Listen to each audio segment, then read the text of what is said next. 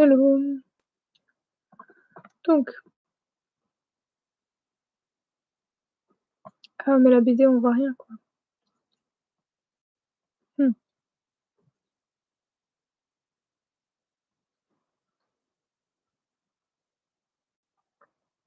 Bon.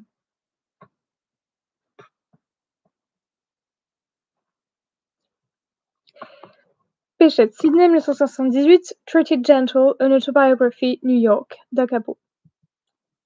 My story goes a long way back. It goes further back than I had anything to do with. My music's like that. I got it from something inherited, just like the stories my father gave down to me. And those stories are all I know about some of the things bringing me to where I am. And all my life I've been trying to explain about something I understand, the part of me that was there before I was. It was there waiting to be me. It was there waiting to be the music. It's that part I've been trying to explain to myself all my life.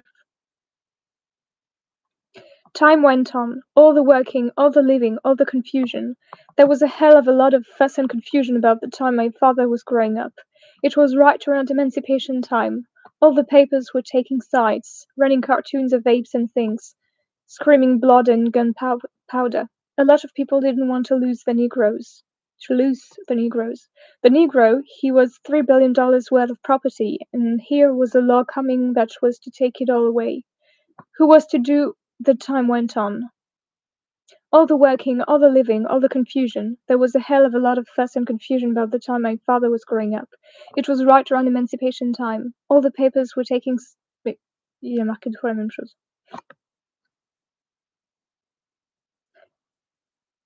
Who was to do the work then?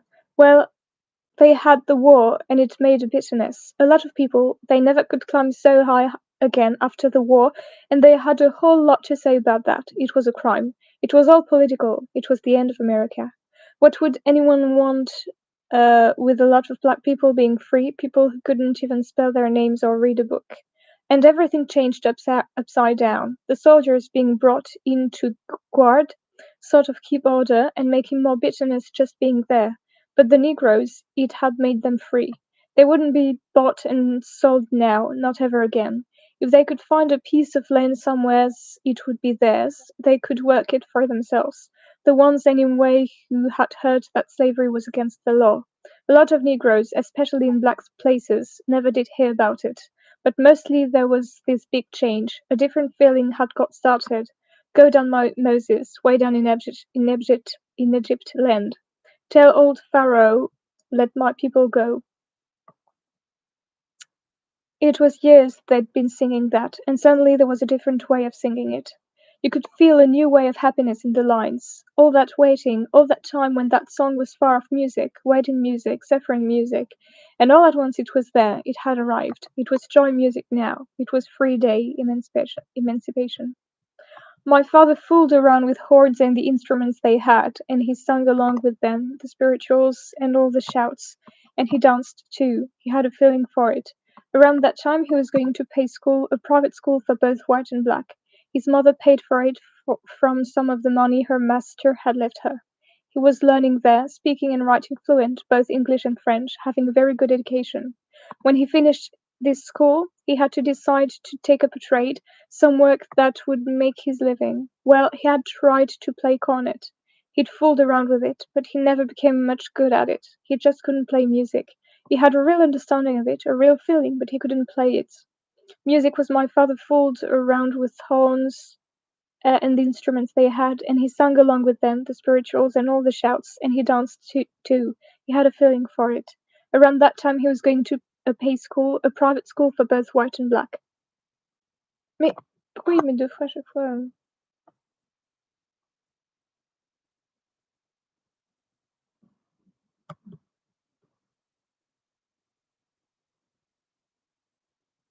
Music was his pleasure, but it wasn't something for a living.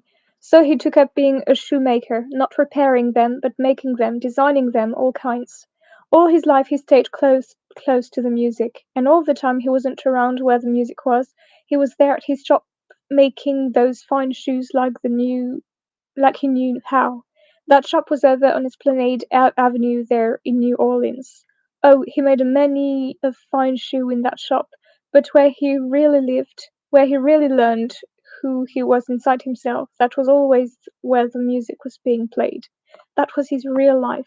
He understood it so well, he couldn't sing or whistle, he could hum out what he'd only heard once. He could remember it and put it all together. He knew what was good music and what was bad, and was what was real and what was faking itself. Sometimes he got impatient with the music. He'd always had his way, and he was just naturally strong in himself. He wasn't a man for holding back, and when he sensed the music holding back, it made an itch in him. It was like he had a feeling of knowing where the music wanted to go, where it should go. He had more feeling that way than many of the musicians, and it troubled him when it held back, and it didn't reach out for what was happening to it. It had so many new things to say. All what was going on around the Mississippi, the time that was coming. He knew the music had to reach out to say those things. Then there were the funerals. There used to be a lot of clubs in New Orleans, social clubs, and used to meet regular. They had night for ladies, they played cards, they had concerts, a piano player or two or three musicians. It all depended what night in the week it was. Sometimes they used to have very serious meetings and talk about how to do something good for members in the club and different things. When a member died, naturally all the members would meet at the club. They would have a brass band, the Onward brass band or Allen's brass band, and they would go from the club to the house of the member which was dead, and would play not dance music but mortuary music until they got to be about a block from the residence of the dead person. Then the big drum would just give tempo as they approached. The members would all go in to see the corpse, and then they would take him out to the cemetery with funeral marches, and they'd bury him, and as soon as he was buried, they would leave the cemetery with that piece, didn't he rumble? That was a lovely piece, and it's really the story about a bull. This bull, all through his life he rambled until the butcher cut him down. Well, that really meant that this member he rambled till the Lord cut him down, and that was the end of that. My brothers played in the Silver Bells band. That was my brother Leonard's band. He had my brother Joe on guitar, Sidney Desvine cornet, and Adolphe de Masselier on drums. Leonard, he played trombone in his band, but he'd also bought a clarinet one time and he was sort of learning to play it. He used to keep it locked up when he was away, but I wasn't ready to be kept out of anything. I was about 6 at the time. I found the key to the dresser he had the clarinet locked up in, and I'd take it out for the drawer and go practice with it around the back of the house. There was a place under the porch where I could get myself out of the way, and I'd sit there teaching myself about the clarinet. All how it worked. One day I was under there, and my mother came around back to where I was playing, and she found me out. "What are you doing with your brother's clarinet?" she said.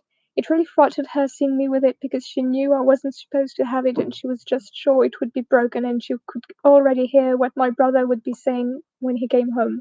She just didn't like the idea of touching something that wasn't yours, but she'd already heard me playing a little when she came around the house, and instead of making me put the clarinet back right away, she made me play some more for her. It was afternoon and there was no one around. She stayed out there with me and listened a good while, and she saw I could handle it. I played a tune called I Don't Know Where I'm Going, but I'm on my way.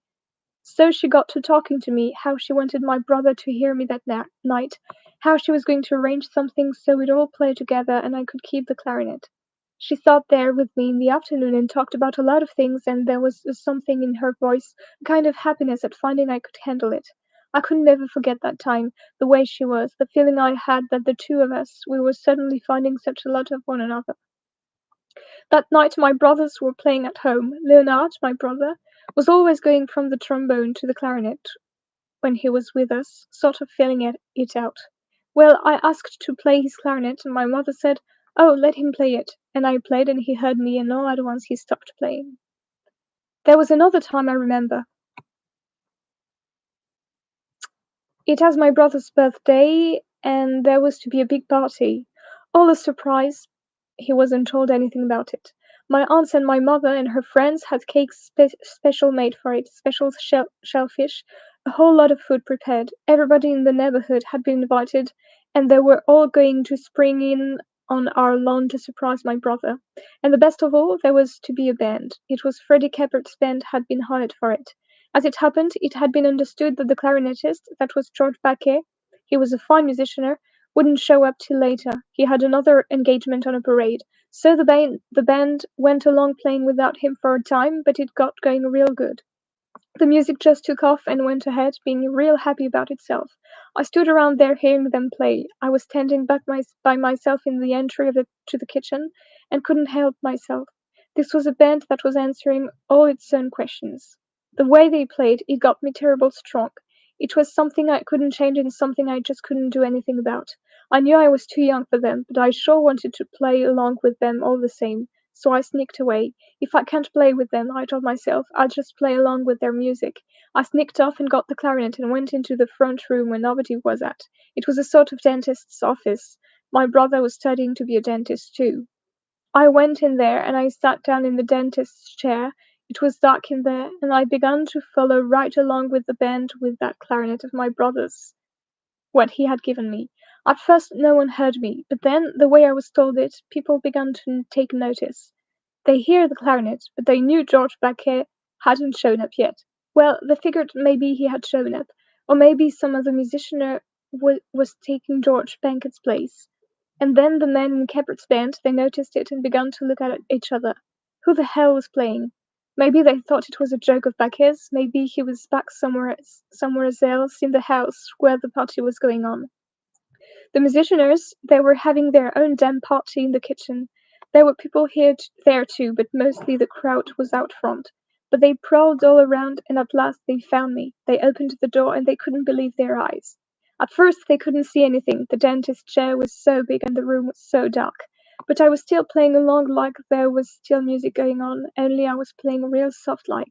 They stood there looking at me as if they couldn't believe it yet, and finally one of them laughed and said, "Well, you're awful little, but we heard you and you were sure playing like hell." So they brought me back there, back into the kitchen with them, and they put me in a chair by the window and they gave me a drink. And then it was almost the same thing, only now it was the big thing. It was real. I was back there with them. I was playing in their orchestra. They were all still so surprised they didn't know what to make of it. Me, I was just happy. I was really there. I was playing along with them. I'll never forget that feeling I had back there in the kitchen with those men playing along. Those men, they were masters. Ragtime didn't have to look for a home when they were playing it. They really gave me the feeling of being discontented until I'd be to able to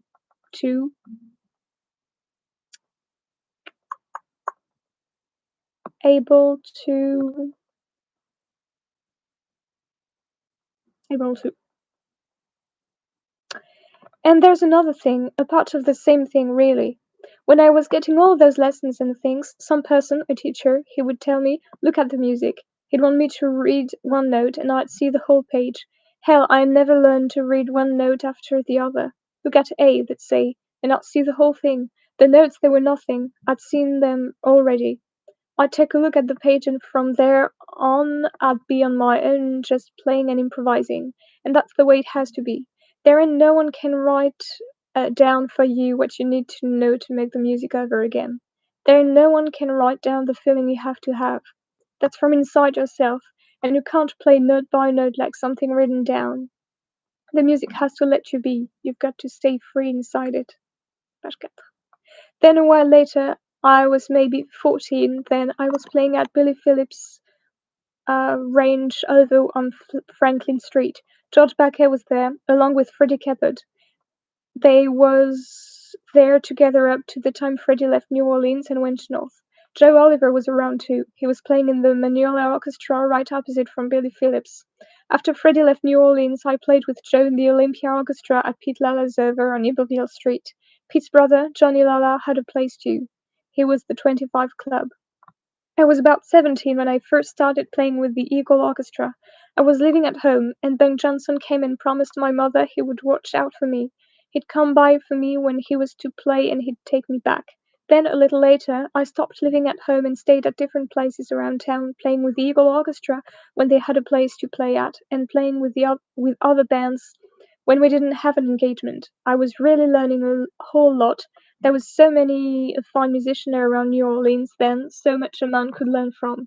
But I was getting restless. I'd be hearing so much about up north, about this place and that place. I was having an itch to go. I stayed on there a while, playing along with many great musicians, growing into the music, thinking I'd be going off one of those days, but wanting to take the most I could with me. There was so much to play, so much to listen to. I was playing in the Deluxe at Chicago after I left playing with Joe Oliver about 1918, and Will Marion Cook came there one night. He sat around and listened to the music, and after we had finished playing, he asked me, did I want to go to New York to play with him. When I got to New York, I showed up to play, and Will knew I couldn't read notes. I could look at the page and tell where the music was going, but I never had learned things note by note. I couldn't play that way. The music, it's almost like it don't want any parts. It wants to be all of itself. Leastways, you gotta feel it like it was all at once. Will knew about this, so he got me aside and told me, son, I want you to listen to the band a couple of times and I'll let you know when to rehearse. I told him I didn't need a rehearsal, and he looked at me and said, if you got the nerve, go ahead. That was all he said, and that's all there was to it. All the band needed was to go over a few of my pieces to learn my solo parts that was mostly for numbers like blues. The characteristic blues, that was one I played. That's how it was put together, and we went on at the Metropolitan. We got there, England, in June of 1919, and we played at the Royal Philharmonic Hall. That's where I met that Swiss conductor Ernest Ansemet. He used to come every performance. He'd sit there in his box, and after it was over, he used to go on backstage and talk to Will. Many a time he'd come over to where I was, and he'd ask me all about how I was playing, what it was I was doing, was I singing into my instrument to make it sound that way. We talked a whole lot about the music. This man, he was trained for classical, but he had a real interest in our music. There was just no end to the questions he could think to ask about it. I don't think he missed a performance all the time he was there. And then he wrote a piece about us, and he said, I've still got it by me now. He said, the first thing that strikes one about the Southern Syncopated Orchestra is the astonishing perfection, the superb taste, and the fervor of its playing. And then he went on, there is in the Southern Syncopated Orchestra an extraordinary clarinet virtuoso who is, so it seems, the first of his race to have composed perfectly formed blues on the clarinet. I wish to set down the name of this artist of genius. As for myself, I shall never forget it. It is Sidney Bechet. Well, I don't know about this genius business. Like I said, I've always played the music I know the way I feel it, and I was mighty glad at the way Ernest Ansemet understood right off what we were doing. Pretty soon every fellow who ever heard a piece of music in his life was showing up with a recording. He'd gone out and bought himself a pretty instrument, and soon they was recording the fellow who had the fanciest instrument and the nicest ears. And these companies got to adding all sorts of instruments. They began adding saxophone in bands. They'd never been a saxophone when we played.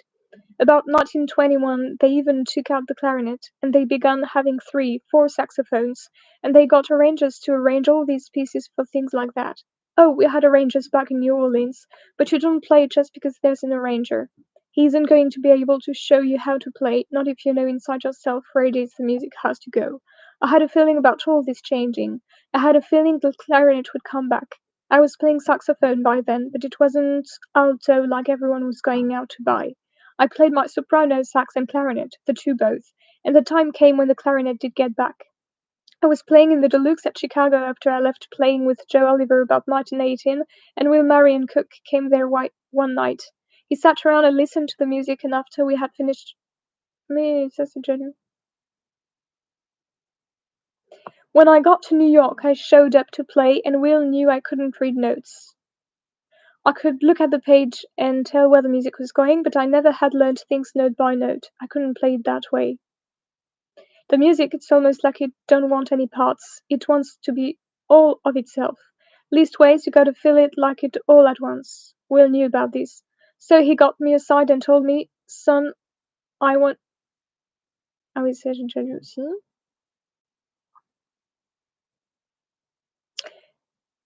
And that's how I came back to America. It was late 1929, and that stock market crash had happened by then. I went back to America and I played with Noble Cecil, but I didn't stay long. We came over to Europe in the summer.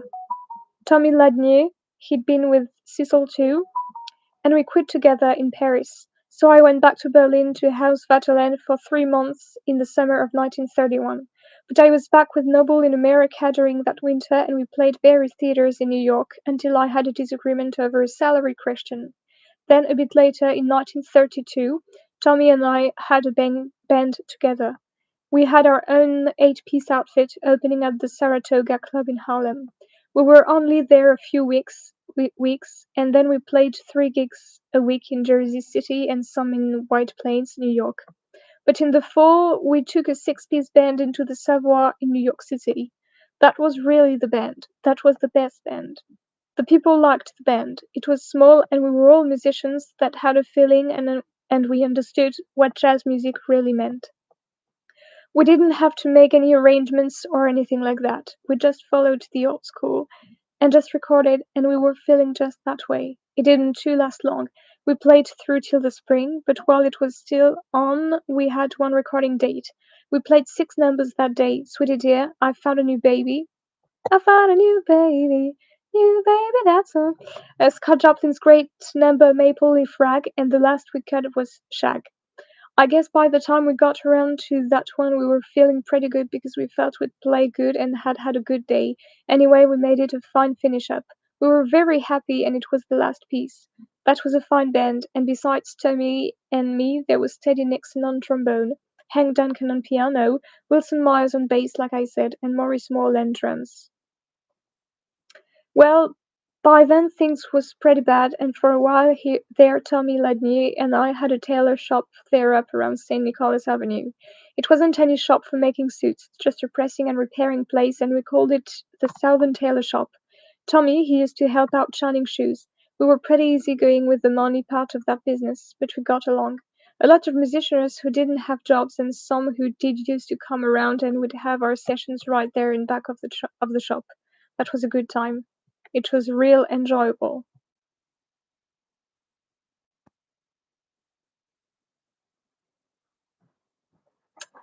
Excusez-moi.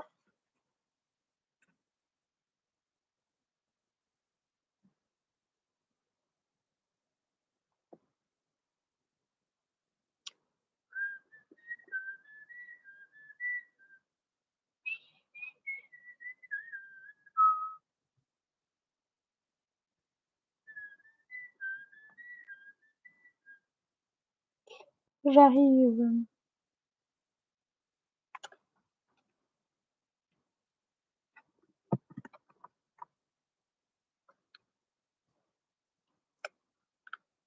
Donc,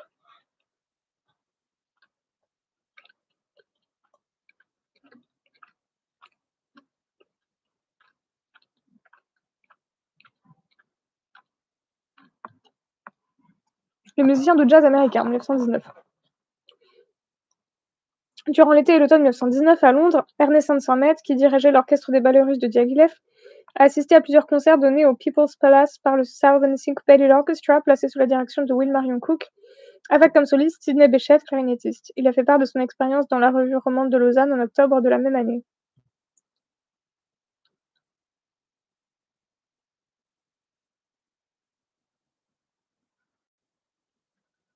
Le Southern Syncopated Orchestra avec Sidney Bechet. Sur un orchestre nègre, ce n'est pas de nègres africains qu'il s'agit, mais de ces sujets des États méridionaux des États-Unis d'Amérique qui ont créé le style musical qu'on désigne communément sous le nom de rag. Rag, c'est-à-dire le démantibulé. Rag music, la musique qui se fonde essentiellement sur le rythme et en particulier sur les vertus de la syncope dans le rythme. La rag music nous est venue d'abord en Europe sous la forme du cakewalk, me semble-t-il, puis avec les one-step, two-step, foxtrot, et toutes danses ou chansons américaines auxquelles on applique le sous-titre de ragtime. L'Amérique est pleine de petits ensembles instrumentaux typiques, voués au ragtime, et si la musique nationale d'un peuple n'est autre chose que sa musique populaire, on peut dire que le ragtime est devenu la vraie musique nationale américaine. Je me souviens avoir voyagé en chemin de fer entre Berne et Lausanne avec un groupe de jeunes Américains. L'un d'eux se mit à fredonner une rag music quelconque, tous aussitôt l'accompagnèrent en marquant le rythme avec leurs mains sur le bois des banquettes, comme des Suisses, en terre étrangère, entonnent un yodel au souvenir du pays. Aujourd'hui, le ragtime a conquis l'Europe. C'est le ragtime qu'on danse dans toutes nos villes sous le nom de jazz et les centaines de musiciens qui contribuent à notre musique populaire sont tous appliqués en ce moment à accommoder cet art nouveau au goût du fade et du sentimental, à l'insensualité médiocre et grossière de leur clientèle. Qu'on nous permette encore une anecdote sur ce point, cherchant un jour des exemples de ragtime chez un éditeur américain, j'en trouvai un que je refusai pour sa fadeur et son peu de caractère. Un peu hésitant, l'éditeur m'en proposa un autre qu'il me désignait comme le modèle du précédent. C'était une chose remarquable, dont la force de caractère et d'accent me séduisirent aussitôt, mais dont la clientèle n'avait pas voulu, le déclarant trop difficile. L'éditeur en avait fait faire alors cette réplique édulcorée qu'il m'avait montrée premièrement et avait retiré l'original de la circulation. Toujours la même chose. Le ragtime est en train même de passer dans ce que j'appellerais, faute d'un autre mot, la musique savante. Stravinsky en a fait la matière de plusieurs œuvres. Debussy déjà avait écrit un cakewalk et je crois bien que Ravel ne tardera pas à nous donner un foxtrot. Or voici que, sous le nom de Southern Syncopated Orchestra, un ensemble d'authentiques musiciens de race nègre se fait entendre à Londres. Instrumentistes et chanteurs, ils nous présentent pêle-mêle toutes sortes de manifestations de leur art, des anciennes et des récentes, les meilleures et les pires. C'est tout un monde mystérieux qu'on ne connaissait que par ses répercussions plus ou moins lointaines et qui nous apparaît enfin dans sa réalité vivante. On n'imagine guère de manifestations plus opportunes et il est à souhaiter, pour notre commune édification, que la métropole britannique n'en garde pas seule le bénéfice. La première chose qui frappe au Southern Syncopated Orchestra est l'étonnante perfection, le plus haut goût, la ferveur de son jeu. Je ne saurais dire si ces artistes se font un devoir d'être sincères, s'ils sont pénétrés de l'idée qu'ils ont une mission à remplir, s'ils sont persuadés de la noblesse de leur tâche, s'ils ont cette sainte audace, cette sacrée vaillance que notre police des mœurs musicales exige de nos artistes européens, ni d'ailleurs s'ils sont animés d'une idée quelconque. Mais je vois bien qu'ils ont un sens très précis de la musique qu'ils aiment et un plaisir à la faire qui se communique à l'auditeur avec une force irrésistible. Un plaisir qui les pousse à surenchérir sans cesse sur eux-mêmes, à enrichir et à affiner constamment leurs moyens. Ils jouent généralement sans notes, et même lorsqu'ils en ont, elles ne doivent que leur indiquer une ligne générale, car il y a peu de leurs morceaux que je les ai entendus exécuter 2 fois avec exactement les mêmes effets. J'imagine que, connaissant la voix qui leur est attribuée dans l'ensemble harmonique, et conscients du rôle que doit tenir leur instrument, ils peuvent se laisser aller, dans un certain sens et à l'intérieur de certaines limites, selon leur cœur. Ils sont si entièrement possédés de la musique qu'ils jouent qu'ils ne peuvent s'empêcher de la danser en eux-mêmes, de telle sorte que leur jeu est un vrai spectacle, et lorsqu'ils se livrent à un de leurs effets favoris qui est de reprendre le refrain d'une danse dans un mouvement subitement 2 fois plus lent et avec une intensité et une figuration redoublées, il se passe vraiment une chose saisissante. Il semble qu'un grand vent passe sur une forêt, ou que des portes se sont brusquement ouvertes sur une immense orgie.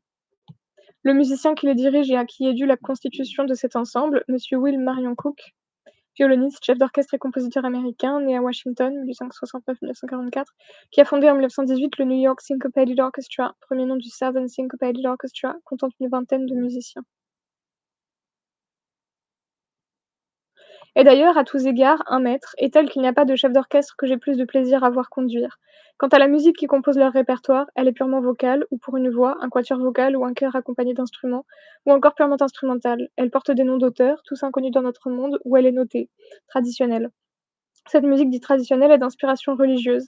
Elle est l'indice de toute une manière de religion et d'un véritable art religieux qui mériterait à eux seuls une étude. Tout l'Ancien Testament s'y raconte, avec un réalisme et une familiarité bien touchants. Il y est beaucoup question de Moïse, de Gédéon, du Jourdain et du Pharaon. Dans un immense unisson, les voix entonnent Go down Moses, va Moïse, et dis au vieux Pharaon de me rendre mon peuple. Et tout d'un coup, les voilà qui battent des mains et frappent du pied avec une joie d'écoliers à qui on a dit que leur maître est malade. Good news, bonne nouvelle, le char du ciel descend sur la terre. Je ne veux pas qu'il m'oublie. Ou bien un chanteur se lève, I got a shoes, j'ai un soulier, avec laisse, et en prononçant laisse pour faire joli. J'ai un soulier, vous avez un soulier. Tous les enfants du bon Dieu ont un soulier. Tout le monde parle tellement de ce ciel du bon Dieu. Il va faire bon s'y promener avec son soulier. Et le mot ciel, heaven, des chanteurs n'en font qu'une syllabe, comme hem, qui fait une longue résonance dans leur bouche fermée, comme un gong. Une autre fois, une basse profonde montre l'estrade vide à un de ses compagnons et l'invite à y venir raconter la bataille de Jéricho, et c'est une terrible histoire qui commence, avec les hauts faits du roi Joshua et toutes sortes de points menaçants et de pas guerriers. Les mains s'élèvent et puis s'abaissent, et les murailles de Jéricho tombent par terre. Dans un ton plus grave, mais avec un accent si tendre, le quatuor chante aussi Give me your hand, et c'est tantôt donne-moi ta main, tantôt frère, donne-moi ta main. Il y a encore une chose d'une grande beauté, où une voix de femme chante la très ample mélopée, hésitant entre le majeur et le mineur, de ceux qui s'en vont vers la vallée de Jourdain pour traverser le fleuve et que le chœur scande d'un motif toujours plus pressant, on n'entend prier personne. Dans les œuvres non anonymes, les unes se rattachent de plus ou moins loin à ces œuvres d'inspiration religieuse, d'autres chantent la douceur des pêches de Géorgie, ou le parfum des fleurs, le pays, la mamie ou le sweetheart. Les œuvres instrumentales sont des rags ou même des danses européennes.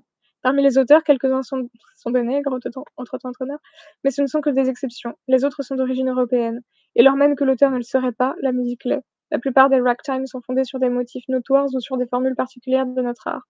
Il y en a un sur la marche nuptiale du songe d'une nuit d'été, un autre sur le célèbre prélude de Rachmaninoff. Sergueï, Vassilievitch Rachmaninov, compositeur et pianiste russe, né à Oneg, Novgorod en 1873, mort à Beverly Hills, Californie, 1943. J'ai rencontré naguère à New York un des plus célèbres auteurs de ragtime, Irving Berlin, compositeur américain d'origine russe, né à Temoun en 1888, mort à New York en 1989.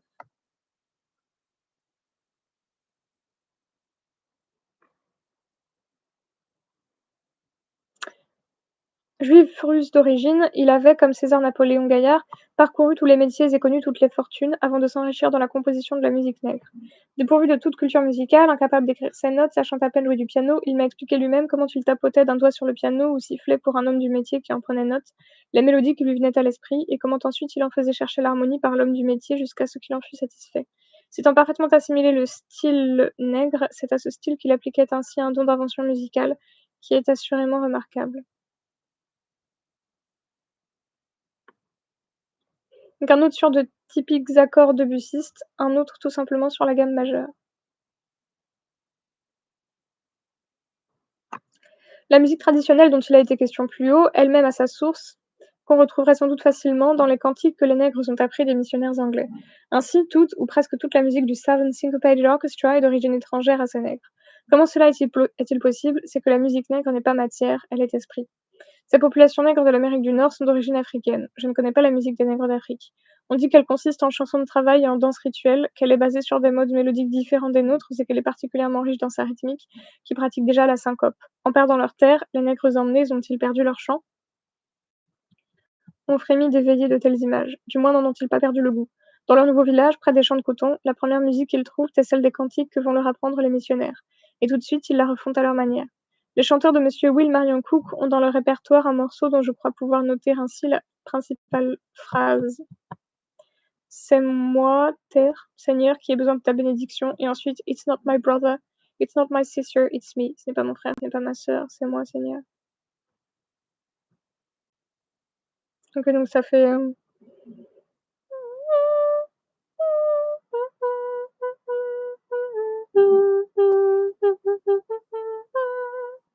Ah, it's me. Ok, ça fait genre. It's me, it's me, it's me, my Lord, standing in the need of prayer. Et qui semble bien proche, parent d'un cantique de mon enfance commençant ainsi. Si, si, la, si, la, si, si, la, sol. Le désir de donner à certaines syllabes un rebondissement particulier, ou une résonance prolongée, autrement dit une préoccupation d'ordre expressif, semble avoir déterminé dans le chant nègre leur anticipation ou leur retard d'une fraction d'unité rythmique. C'est la naissance de la syncope. Tous les chants nègres traditionnels sont semés de syncope que réalise la voix, tandis que le mouvement du corps marque le rythme régulier. Alors, lorsque la musique profane, la ballade anglo-saxonne ou les formes de danse banales atteignant le Dixieland, pays des plantations, les nègres se l'approprient de la même façon et c'est la naissance du rag. Mais c'est trop peu de dire que la musique nègre consiste dans l'habitude de syncoper n'importe quelle matière musicale. On a vu que la syncope n'était elle-même que l'effet d'un besoin expressif, la manifestation dans l'ordre du rythme d'un goût particulier, pour tout dire, d'un génie de race. C'est vraiment particulier. Ce génie se marquera dans tous les éléments de la musique, il transfigurera tout de la musique qu'il s'approprie. Le, nègre, le, nègre, le nègre prend un trombone et il a une façon de faire vibrer chaque note par un tremblement continu de la coulisse et un sens du glissando, et un goût pour les notes bouchées qui en font un nouvel instrument. Il prend une clarinette ou un saxophone et il a une manière de prendre les notes avec une légère appoggiature inférieure. Il y découvre toute une série d'effets produits avec les lèvres seules, qui en font de nouveau un nouvel instrument. Il y a une manière nègre de jouer du violon et une manière nègre de chanter. Quant à notre batterie orchestrale, inutile de dire avec quel empressement le nègre allait l'accueillir. Il en a pris d'un seul coup tout l'attirail, jusqu'en ses raffinements les plus poussés, pour en faire l'objet d'une jonglerie inépuisable. Le banjo lui-même, instrument à cordes grattées avec un plectre, n'est peut-être pas de l'invention du nègre, mais une modification à son usage d'un type d'instrument représenté ailleurs par la bandoura et la mandoline. Par la réunion, selon les combinaisons les plus diverses de ces instruments de choix, un type plus ou moins défini d'orchestre nègre s'est constitué, dont le Southern Syncopated Orchestra est comme un premier aboutissement, l'essai d'une synthèse de grand style. Composé de deux violons, un violoncelle et un saxophone, deux contrebasses, deux clarinettes, un cor, trois trompettes, trois trombones, timbales et batteries, deux pianos et un groupe de banjo, il réalise, par la manière dont ces instruments sont traités, une sonorité totale très particulière et étrangement fondue, où disparaissent complètement les timbres indifférents, comme celui du piano, et que les banjos auréolent d'une perpétuelle vibration. Tantôt la fusion y est telle, tous cuivres bouchés, qu'il est difficile d'y reconnaître les timbres individuels, tantôt une clarinette suraiguë en sort comme un oiseau qui prend son vol, ou un trombone y éclate brusquement, comme apparaîtrait un corps étranger. Et l'ensemble se déploie dans une échelle dynamique formidable qui va d'une sonorité subtile faisant penser à l'orchestre de Ravel jusqu'à un vacarme terrifiant où se mêlent des cris et des claquements de mains. Dans l'ordre mélodique, bien que son accoutumance à nos gammes ait effacé en lui le souvenir des modes africains, un vieil instinct pousse le nègre à chercher son plaisir hors des intervalles orthodoxes. Il réalise des tierces ni majeures, ni mineures, de fausses secondes, et tombe souvent d'instinct sur des sons harmoniques naturels d'une note donnée. C'est alors surtout qu'aucune musique écrite ne peut donner l'idée de son jeu. J'ai souvent remarqué, par exemple, que dans ce fragment d'une de ces mélodies profanes les plus répandues, donc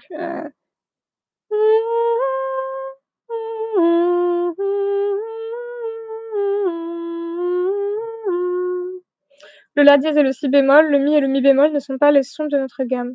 Il n'y a que dans l'ordre harmonique que le nègre n'ait pas réalisé sa physionomie propre. Encore y eut-il des enchaînements d'accords de septième et des équivoques majeurs mineurs avec une sûreté de main que bien des musiciens européens lui envieraient.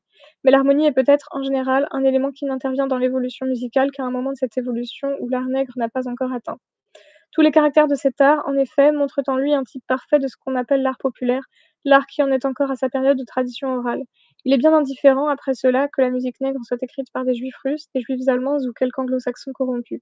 C'est un fait que les meilleurs morceaux en sont ceux que les nègres eux-mêmes ont écrits.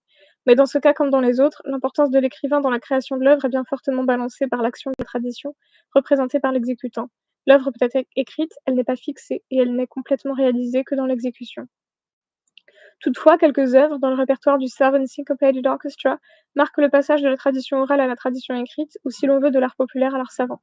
C'est d'abord un morceau pour chœur, soprano et orchestre, inspiré des œuvres traditionnelles, et signé Det. Robert Nathaniel Det, compositeur et chef d'orchestre américain, né à Drummondville, Québec en 1882, mort à Battle Creek, Michigan en 1943.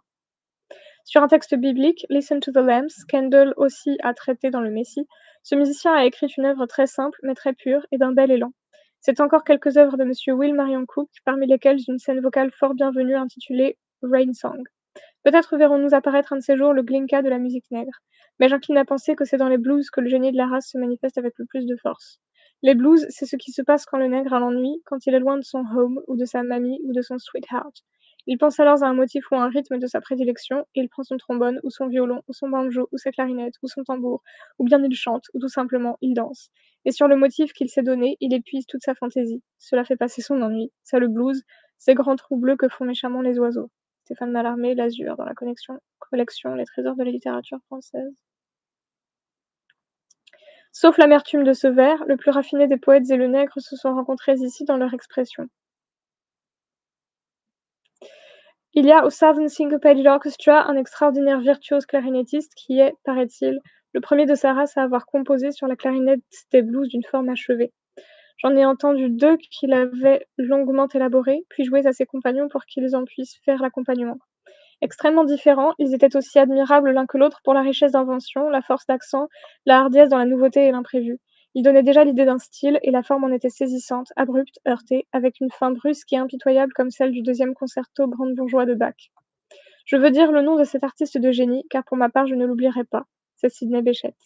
Quand on a si souvent cherché à retrouver dans le passé une de ces figures auxquelles on doit l'avènement de notre art, ces hommes des XVIIe et XVIIIe siècles, par exemple, qui avec des airs de danse faisaient des œuvres expressives et ouvraient ainsi le chemin dont Haydn et Mozart ne marquent pas le point de départ, mais le premier aboutissement, quelle chose émouvante que la rencontre de ce gros garçon ce gros garçon tout noir, avec des dents blanches et ce front étroit, qui est bien content qu'on aime ce qu'il fait, mais ne sait rien dire de son art, sauf qu'il suit son one way, sa propre voie. Et quand on pense que ce one way, c'est peut-être la grande route où tout le monde s'engouffrera demain.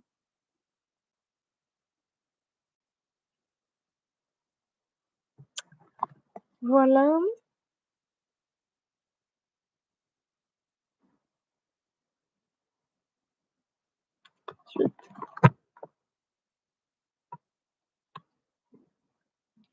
Excusez-moi.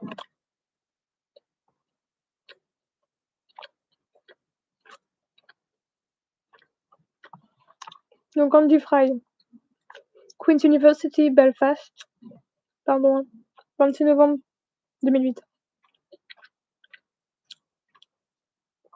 Remembrance of Jazz Past, Sidney Bechet in France.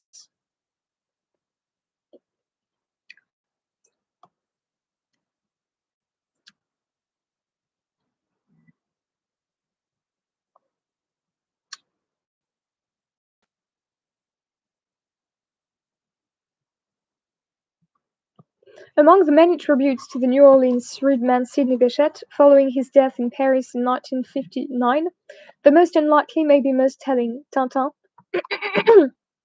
magazine for the young, aged 7 to 77, made the great man its cover story, while the iconic tufty-haired boy and his dog peer down from atop the weekly magazine, a rosy-cheeked Bichette leads a cartoon bound inspired to the point of ecstasy or even possession.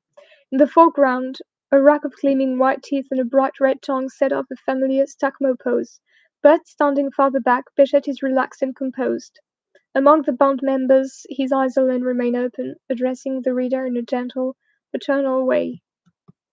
On va peut-être lire la BD avant. Donc, autrefois, dans les plantations du sud des États-Unis, les esclaves noirs, après une journée de dur labeur, se réunissaient et chantaient, interprétant avec de curieuses improvisations de rythmes et de mélodies les cantiques que les Blancs leur avaient appris. Ils recréaient ainsi des chants d'une émouvante nostalgie, appelés Negro Spirituals, de là naquit le jazz. Mais c'est à la Nouvelle-Orléans, capitale de la Louisiane, que devait éclore vers la fin du siècle dernier le jazz tel que nous le connaissons. Là-bas, tous les Noirs étaient fous de musique, et particulièrement la famille du cordonnier Bechet. Hé Sydney, un peu moins de vacarme s'il te plaît. Vas-y Léonard. Toi maman, tu dois jouer aussi. Tiens, prends la planche à laver. Et les enfants, si vous aimez la musique, venez donc voir l'enterrement. Chic enseignement. Car à la Nouvelle-Orléans, tout était prétexte à faire de la musique, même les enterrements. Oh, que j'aimerais jouer comme ça, dit Léonard, tu me prêtes ta clarinette. Tu veux rire, gamin? D'ailleurs, j'ai affaire, un client m'attend. Peu après, vous jouez beau. Non. Vous souffrez beaucoup, attendez, j'ai un médicament radical. Tiens, c'est vrai, ça va mieux. Je joue de la clarinette. Vous voyez, je vous l'avais bien dit. Mais le soir, où vas-tu, moustique? Faire voler mon cerf-volant. À cette heure-ci? Heureusement que j'avais pris mon cerf-volant. Un petit jouet. Hélas, je t'y prends, gamin. Non, Léonard, ne me bats pas. Attends un peu, je vais te donner une leçon. Léonard, je ne le ferai plus. Mais je n'ai pas dit quelle sorte de leçon j'allais te donner. Je vais te donner une leçon de clarinette. Tu joues comme une pantoufle. C'est pas comme ça que ça s'est passé.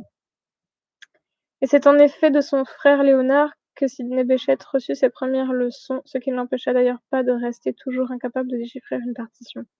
C'était l'époque héroïque du jazz. Les grands as à Nouvelle-Orléans étaient Freddie Keppard, George Baker et Sidney et Buddy Bolden. Buddy Bolden exerçait la profession de coiffeur, mais il était surtout célèbre pour la puissance de son souffle. Écoute, c'est Buddy Bolden qui prêche sur sa trompette. Sidney Bechet venait écouter avec émerveillement. Tu as lu ce que dit Internet à propos de ce musicien noir? C'est un extraordinaire virtuose. Il étonne par la richesse de l'invention, la force de l'accent, la hardiesse dans la nouveauté. Pas d'erreur, Internet se moque de nous. Sidney Bechet allait devoir attendre plus de 20 ans encore avant de connaître le succès. En 1930, il rentrait à New York. Il fonde en 1932 un petit orchestre qui joue au Savoy Ballroom, le dancing noir de Harlem. Il est bien nommé leur orchestre New Orleans Feetwarmers, les chauffeurs de pied de la Nouvelle-Orléans. Tu l'as dit, il ferait danser un escabeau, haha. Hélas, en 1935-33, c'est la crise, les gars, plus possible de continuer, il faut dissoudre l'orchestre. Et bientôt, mais tous les soirs dans l'arrière-boutique. Ah, les enfants, ça me rappelle le bon vieux temps, les jam sessions d'autrefois. Heureusement, Sidney peut bientôt retrouver une place dans un orchestre, reprendre son vrai métier. Il enregistre beaucoup, on commence à le connaître. Après la Deuxième Guerre, l'ancien style Nouvelle-Orléans connaît soudain en Europe une vogue nouvelle. En 1949, Sidney donne à la salle Pleyel 6 concerts à l'occasion du Festival de Paris. Il était épatant, bon papa de swing. Vive Sidney, bravo, formidable. Tout le monde voulut l'applaudir. Pendant 10 ans, ce sera le succès. Mais il y a quelques mois, si, je tiens à faire ce disque. Sydney, ce n'est pas prudent, vous êtes déjà enrhumé et il fait glacial ici. Ce disque qu'il projetait depuis longtemps, c'était un enregistrement de 4 Negro Spirituals pour Noël. Ce devait être son dernier disque. Sydney souffrait d'une bronchite négligée, son mal s'aggrava. Il subit plusieurs interventions chirurgicales qui furent inutiles. Il est mort le 14 mai 1959.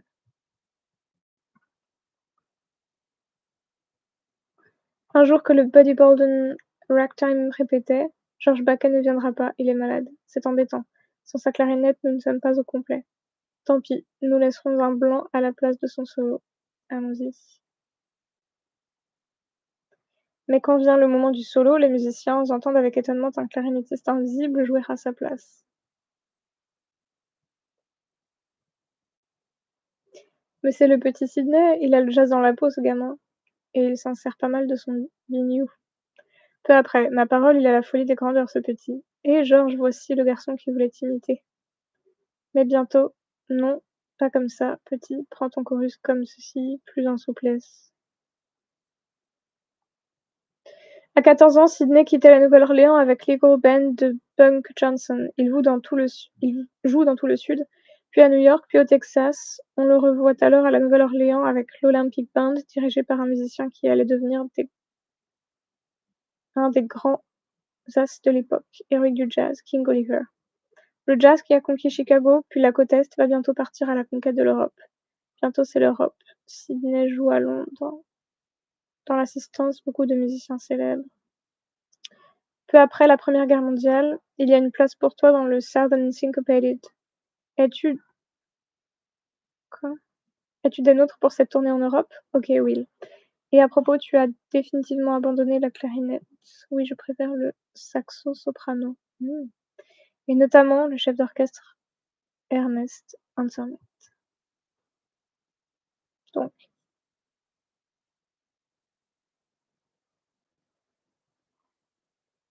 inside, cartoon panels of Bechet's life extend across 4 pages.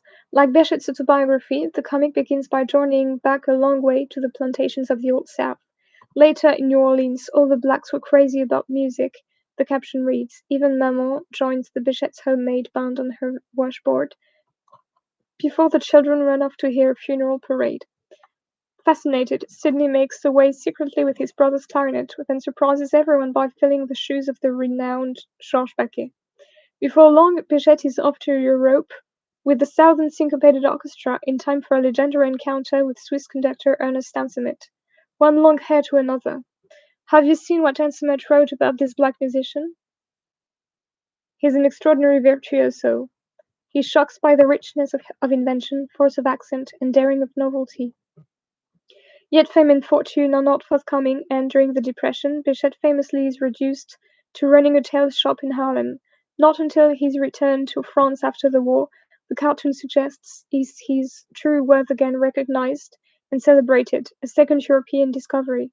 I want today to re-examine the tenor of this pictorial obituary, with its emphasis not only on youthful epiphanies but on international recognition. I hope to suggest a more complex and contested, self-conscious, and finally more musical account of Bechet's assimilation to France, as well as to reflect a little on how and which and why such stories are told and retold. It is not surprising to see Ansermet's famous review, Sur un orchestre nègre of 1919, turn up here, even in his least scholarly of sources. As astute as it is generous, few texts have been as widely cited, discussed, and anthologized in the jazz literature as this. Bechet's British biographer John Chilton still considers it one of the most incisive examples of jazz analysis ever conceived. He finds it bizarre, however, that such expert acclaim had not been forthcoming in the States, revealing how trusty a symbol Ansermet's text has become of European prescience about jazz. American self-flagellation has been even more severe. When the text appeared in the 1947 book Frontiers of Jazz, Ralph de Toledano chided his readers. It cannot be too often repeated, to our shame, that Europeans realized the importance and value of jazz many years before the Americans who originated it. Ansermet was able to make major and still valid pronouncements of the nature of jazz in 1919. Yet while the article is indeed remarkably perceptive, sounding many of the key analytical points about jazz that are still textbook material today. There is also some cause for concern. Despite high praise, Anselm's descriptions of Bechet as a very dark, fat boy who knows nothing of his art conform to a critical tendency to view jazz musicians as primitives. And while the conductor may perceptively praise the band's raised genius in rhythm, melody, and timbre, he excuses their derivative harmony on the grounds that advances in that field appear in musical evolution only at a stage which the Negro art has not yet attained. If Anselm's remarks seem like the casual racism of an earlier era, less ill intent than ignorance, it must be counted that musical evolution was not a passing concern for him. He would much later expound his theories at great length in his two volumes The Foundations of Music and Human Consciousness, published in French in 1961. Seeking a phenomenological approach to musical understanding, Anselmet combined elements of cognitive science, mathematics, and philosophy, but he also borrowed from racial theorists such as Arthur de Gobineau and Houston Stewart Chamberlain, whose French translator, Robert Godet, was Anselmet's friend. The result was an all-embracing theory of musical and social development based around three ages of man, eras of history that were in large part racially defined. Digging beneath its scientific veneer, Foundations is ultimately a defense of tonality against serialism, electronics, non-Western traditions, and any other intruder in the temple of Western music. This is witnessed most particularly in Anselm's lengthy proof that 12-tone music is an aberration, the creation of a stupid Jew, whom he compares to Die Meistersinger Beckmesser. The book also does much to explain Anselm's fading interest in jazz, which critics have occasionally noted with regret. Even when a reunion was engineered with Bechet in 1948, the conductor did not mince his words. The days of jazz are over, he said. It has made its contribution. Now it is merely monotonous. Here Anselmet makes clear how jazz status as folk music limits it to narrow confines. It is incapable of development and of the higher orders of meaning available only to Western art music. A remnant of man's second age, like non-Western traditions around the world, time in jazz is secular, not linear. Repetition is its only option, a statement that applies equally to its internal form and to its prospects for evolution. Thus jazz history has, for decades, celebrated the text of a man who was not only fairly ambivalent about the music, but whose extraordinary racialized historiography trapped jazz in an unending cycle of its folk tradition. A further irony, Anselmet's article seems to have passed wholly unnoticed at the moment of its publication in the Swiss journal Revue Romande. French discourse of the 20s and 30s never made mention of it, though the small coterie of jazz writers frequently referenced one another's work. It was rediscovered almost 20 years later and republished, with a fawning preface and parallel English translation, in the French magazine Jazz Hot in 1938. Though written in London by a Swiss, French jazz critics immediately adopted Anselmet as their fortuner. The composer and writer André Auder went as far as to dedicate his first book, Le Jazz c'est inconnu, 1949, to him. Bechet, Anselmet, and France these became forever intertwined. The celebrated pre-war French histories of jazz, however, tell a different story. Not only Anselmet is absent, but so, more or less, is Bechet. Recognized now as a New Orleans pioneer second only to Louis Armstrong, he writes only a single passing mention in both Robert Coffin's Aux Frontières du Jazz of 1932 and Hugues Panassier's Le Jazz Hot of 1934. Neither is sure how to spell his name. Panassier as good as admits that he is unfamiliar with his playing. Though Bechet travelled extensively in Europe during the 20s and 30s, he did so as a gigging musician, not as a celebrated soloist. Among several Paris appearances, even his walk-on role in La Revue Negre, the all-black show that famously introduced Josephine Baker, brought Bechet little attention. The only time the press took much notice was when a gunfight in Montmartre led to Bechet's arrest and imprisonment. One newspaper, bemoaning the number of Negroes, made pointed reference to the old song Mon Paris, which nostalgically evokes the city at a time when everyone spoke but one language. Back home in the 30s, Bechet's career was not as dire as some have maintained. His tailor shop was actually a short-lived and rather amateur venture. He was in work as a musician more than he was out of it, albeit mainly with Noble Cecil's less than inspiring band, and he spent no time in a foreign jail. More is the point, by late in the decade, the rekindling of interest in old-time musicians that would become known as the New Orleans Revival movement finally brought him the regular gigs, and particularly the recording contracts that would assure him a place in jazz history. Though the belated embrace of Bensemet's text has often implied that Europeans recognized Bechet first, in fact his renewed success originated in the States.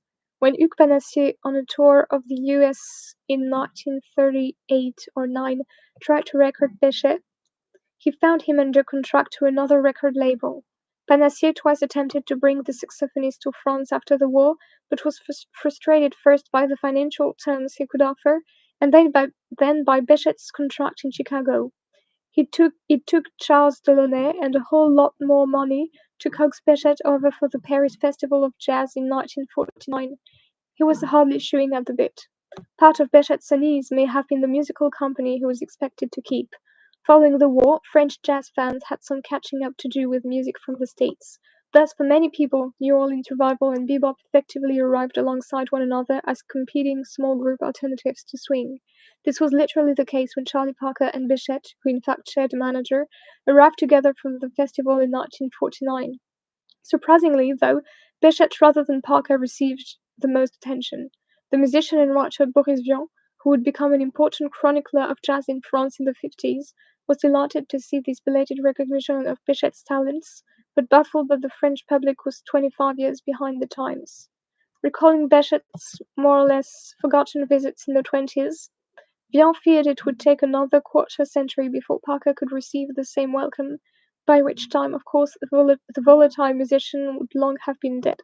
Seizing the moment, Delaunay hastily arranged a tour around France of Bechet later in the year, and during this second visit, recorded many sides for his new Vogue label. The big hit of these sessions was Les Oignons, a catchy, trivial tune based on an old Creole folk song, which, over the next 10 years, came to be Bechet's signature. As is often the case, the extent of its popularity is, in retrospect, a little hard to fathom. Certainly, it does not place great demands on the listener, its simple tune little more than a riff, which is repeated time and time again. On the other hand, perhaps Les Oignons was the perfect introduction to traditional jazz. The tune is stated and restated before any variations on it are made. The counterpoint is of the simplest kind, mostly in rhythmic unison with the melody, and even the breaks have nothing tricky to fill them, rather silence in anticipation of the return to the theme. When finally Bechet takes a solo, the tune continues underneath as a riff. Having caught our attention by soaring high, his line is itself made up of brief motifs that match the syntax of the melody. In short, this is a sort of racked march, reconstructing in coarse but not unappealing terms the earliest days of jazz. French fans were delighted that you could dance to it like a bourrée. Play onions. Bechet was by no means the first musician to attempt to Frenchify jazz. At least since the early 30s, bands such as Ray Venturas had swung French folk songs. During the war, such strategies became necessary to keep playing jazz. But Bechet lent the enterprise a legitimacy that it had previously lacked. As one writer put it in 1956, he provided at once a style of jazz more accessible to Latin ears and an attachment to the authentic and passionate music discovered by Black Louisiana slaves. Alhambra, page 3. Similar numbers on old Creole tunes are there your type followed, many of them becoming jukebox hits. Strategically or otherwise, Bechet achieved a careful balancing act. He was a New Orleans jazzman, but also a Creole who had, in a sense, come home to France and was happy to play a Gallic-inflected repertoire. In this way, Bechet garnered an audience whose size jazz had scarcely known in France, and reintroduced the music to large venues, such as music halls, where it had recently been little heard. Another tune Bechet recorded for the first time in 1949 and adopted into his French repertoire was the old Maurice Evans song Mon Homme. It was a canny choice. While in France it was indelibly associated with the music hall star Mistinguett, it had been familiar in the States since Fanny Brice sang it at the Ziegfeld Follies in 1921, and had since been recorded by jazz singers, notably Billie Holiday. If Bechet's version owes more to Holiday than to Mistinguett, still less to Fanny Brice, in France it played as a tribute to the great musical artist.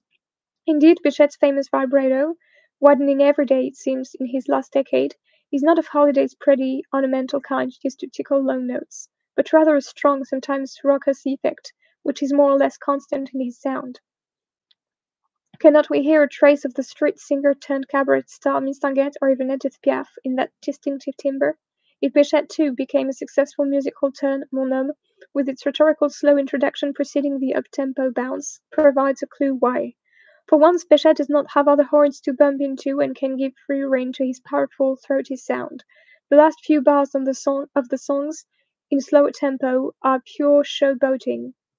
Bechet was learning his French audience fast. Play Mon Homme. Over the next few years, paunchy, grey-haired Bechet became an unlikely national celebrity. For a while, he shipped his Cadillac back and forth with him from the States, but by 1951, when his wedding in the south of France was celebrated with the recreation of New Orleans' Mardi Gras parade, Bechet's move had become permanent. 4 years later, a free concert at the Olympia in Paris to celebrate the sale of his millionth record led to a near riot in which 200 seats were destroyed. Thereafter, his concerts were never without a large police presence. French historian Ludovic Tournès has coined a term for the phenomenon, Bechet mania. This belated love affair continued up to and beyond his death in Paris 1959. His funeral, attended by 3,000 people, was almost a state event. The critical attention Bechet garnered during his last decade in France was much more mixed, however, a situation that is only partly explained by the post-war factionalization of the French jazz press. As one of only a handful of old-school musicians from New Orleans, Bechet should, by rights, have been poster child for France's preeminent critic since pre-war years, Hugues Panassier. Having honed his critical muscle in forcing a strict separation of what was hot from what was not in the 1930s, Panassier had since the war taken a hard line against bebop, arguing for New Orleans jazz as the only authentic style. The ensuing battle had resulted in his resignation as the editor of the magazine Jazz Hot and the division of the network of fan associations called Hot Clubs into two competing organizations. Yet Bechet's very popularity seems to have caused the critic to doubt his integrity. Besides, he was managed by Panassier's former colleague turned arch-nemesis, Charles Delaunay. As Bechet's divergence from New Orleans classics into French popular songs increasingly stung to him of commercial compromise, Panassier turned back to Mez Mezzrow, the Chicago clarinetist and self-proclaimed white Negro who had been one of his early informants about jazz. Before the war, Panassier had taken great pains to win Mezzrow the chance to record with Bechet. 10 years later, Panassier was celebrating Mezzrow's musical authenticity over Bechet's corruption. He instructed his readers, after having heard all the new performances by Bechet, listen straight away to those by Mez, with the same band of Claude Luther. It's like night and day. There's as much live, swinger jazz atmosphere in the new recordings of Mez Luther as there is little of it in the new Bechet. Not to say anything about Mez's inspiration, so superior to that of Bechet. Mezzrow, whose last dealings with Bechet had ended with the latter pulling a knife on him to retrieve some disputed money, was doubtless happy to agree about his corruption.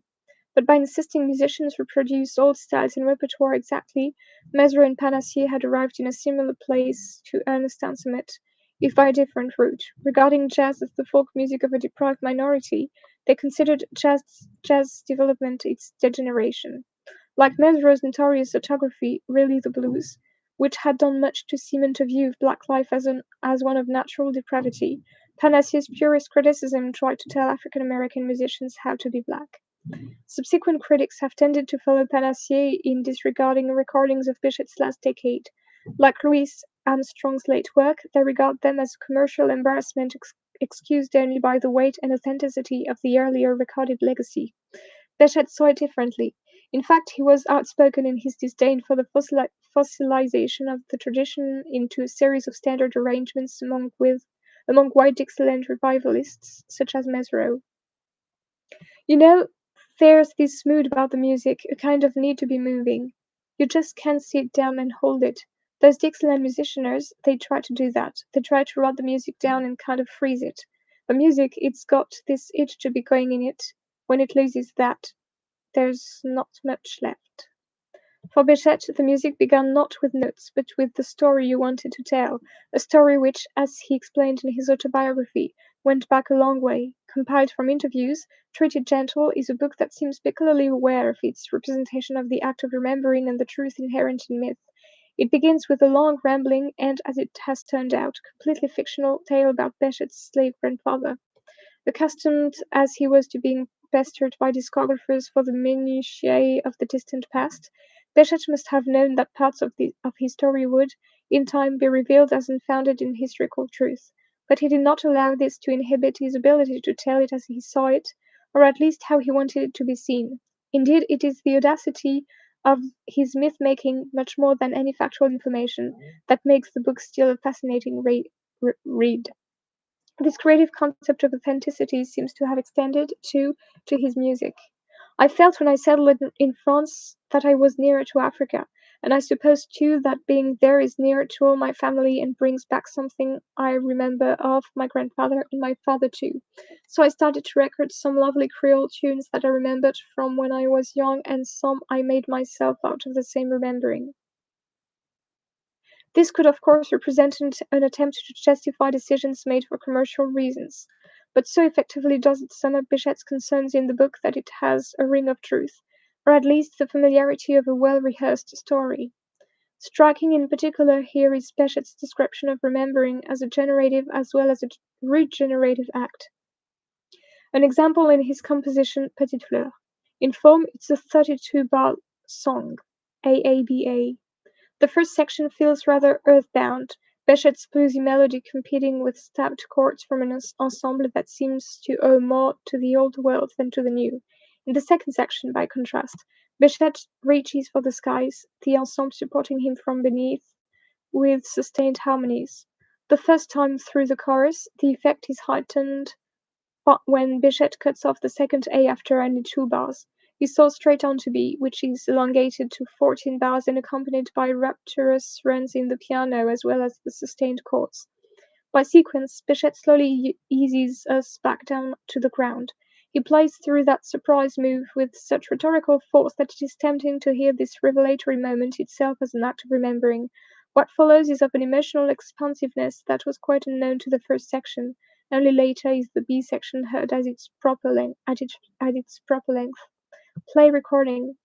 In other words, the music is productive of its own complex nostalgia. Where in Les Oignons, Bechet's bluesy playing scarcely gets off the ground, here he appears to break through the clouds above Paris to a place we might perhaps locate as mythical New Orleans. If you don't believe me, consider a reviewer from 1955. It is not the sun, the flowers, the water, the sky that this negro with white hair and a face as wrinkled as a chestnut speaks to you of Montmartre and of Montparnasse of recent times, of New Orleans of yesteryear. It is not joie de vivre and love that he wishes you in the stride. Is it not joie de vivre and love that he wishes you in the strident cry of his clarinet? In an important article, David Ake has attempted to reposition Bechet in the specific context of French Creole culture in New Orleans. By playing the blues, he argues, Bechet was committing a political act, playing into being a black identity by aligning himself with his African rather than his European heritage. In response, Gabriel Solis rightly cautioned against overstating the distinction between black and Creole identities, either in Bechet's mind or in New Orleans of the early 20th century. Creoles may better be seen as a distinct group of African Americans than as a third race. Or even so, I wonder if we might not hear Bechet's French recordings as attempts to play or to play back into being a self-consciously creolized identity, one which by this time had much more to do with Paris than it did with New Orleans. In this music, as in his autobiographical accounts, then, Bechet seemed to thematize his reconciliation of apparent opposites, black and white, jazz and folk, authentic and popular, French and African American. The psychological authenticity of these tunes, I suggest, stems precisely from their lack of historical veracity. Through them, Bechet attempts, as he did in his autobiography, to position his move to France late in life as a fulfillment of an authentic musical aspiration that began way back in New Orleans. Cut this next section. This takes us into psychological territory, where I am somewhat fearful to tread.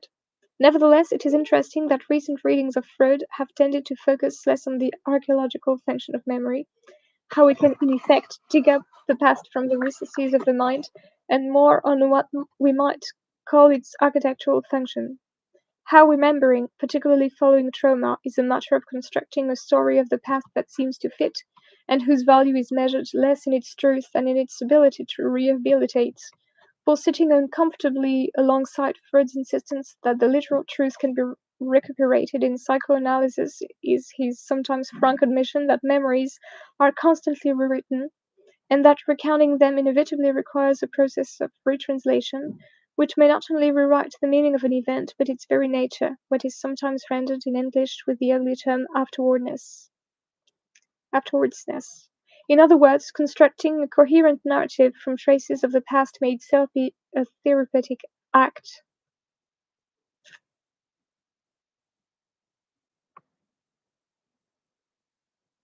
Whether conducted in person with an analyst or in private with a tape recorder. The result is a story that makes sense for the subject as she or he is today, and resolves fissures brought about by past traumas.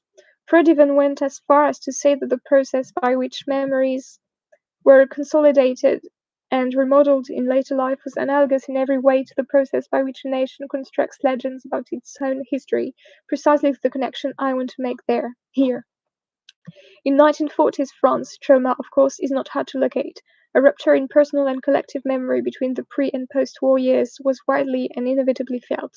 French historian Henri Rousseau even expresses it in psychological terms when, in one of the most important texts on 20th century France, he addresses that country's post war history in terms of the various stages of the Vichy syndrome. For Bechet, too, France had been the site of a traumatic event. As I have noted, his last visit in the 1920s ended with trial, incarceration and expulsion, an experience he never recalled in later years and seems to have tried to erase from his memory. In this sense, both Bechet and his fans had some psychological interest in reconnecting to a pre-war France that perhaps had never been. For the French, it helped to imagine a liberal past that marked Vichy as an aberration rather than as a fulfillment of long-held hostilities. For Bechet, it made sense of a life that had perhaps been characterized more by misfortune and discontinuity than by organic growth. In this sense, it is interesting that Bechet's was notably young audience, the teenagers and young adults who, a few years later, would have been going crazy for rock and roll. In other words, one for whom actual recollections did not get in the way of what we might call, following Toni Morrison, their rememories, their imaginative reconstructions of the past. Start here after cut. Memory is a topic that has generated some interest in jazz studies recently. In his Race Music 2004, Guthrie Ramsey considered how music helped to sustain community and tradition at the local level across generations of his own family in working-class Chicago.